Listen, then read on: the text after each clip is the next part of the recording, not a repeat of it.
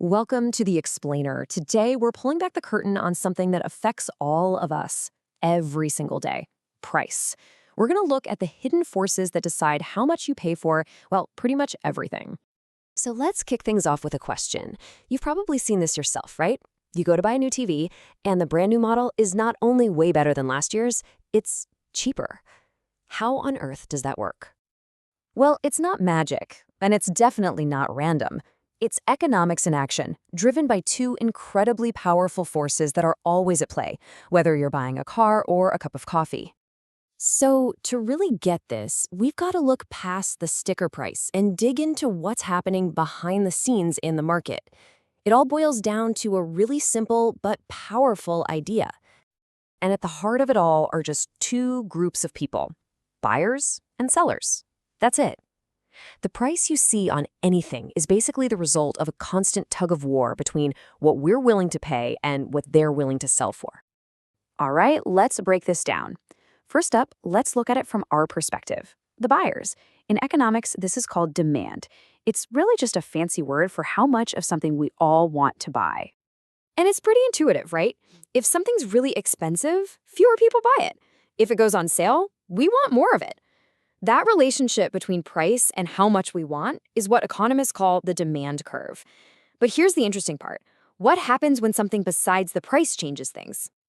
Yeah, what happens when something just becomes cool? A new fashion trend explodes, or some gadget becomes the absolute must-have item.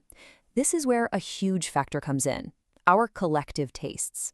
So when a product suddenly gets super popular, it's not just that a few more people buy it. It means that at every single price, high or low, more people want in. And that literally pushes the entire demand curve over to the right. And of course, the opposite happens if something becomes so last year. The whole curve just shifts back to the left. But it's not just about what's popular.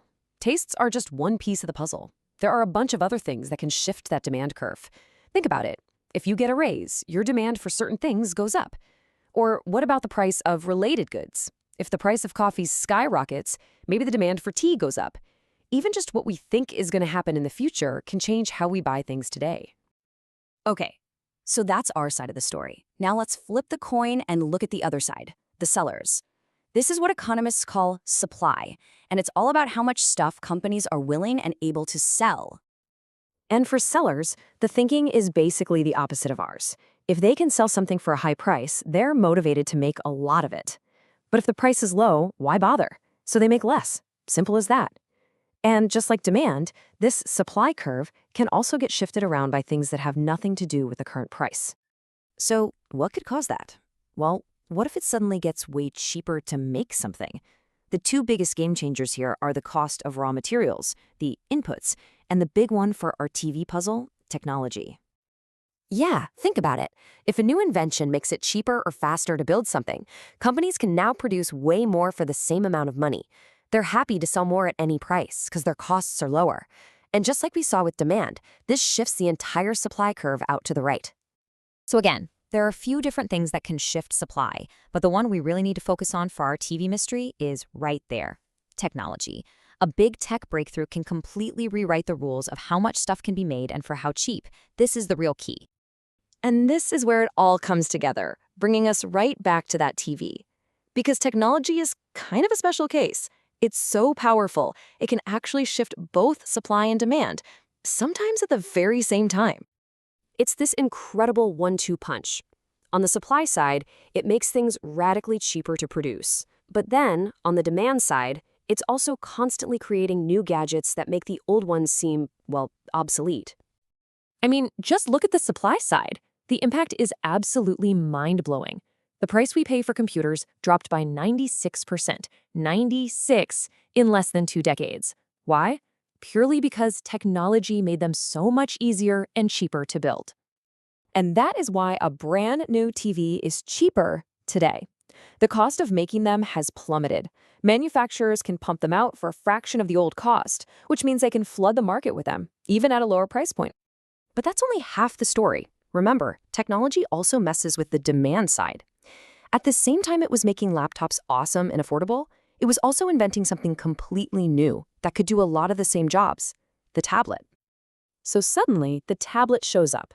It does a lot of what a laptop can do, and it's new and exciting. A whole bunch of people who might have bought a laptop now buy a tablet instead. So what happened to the demand for laptops? It dropped. The whole demand curve for laptops shifted to the left. So there you have it. You take the story of what we want, demand, and you combine it with the story of what they can make, supply. And when you put those two pieces together, you get this amazing model for understanding how our whole economy works. And here it is, the classic picture you always see in economics. That spot where the two lines cross, where what we want meets what they're selling. That's the magic point. It's called equilibrium, and that's what sets the price and the amount of pretty much everything that gets bought and sold. And once you get a feel for what pushes these curves around, whether it's a new technology or a change in fashion, you can actually start to see why prices change all around you. You can almost predict it. And it's not just for gadgets. This works for everything, even for things like how much people get paid. So really, this isn't just a graph. It's a whole new way of looking at the world. The next time you see a price crash or see a product that you just can't find anywhere, you'll know what's happening behind the scenes.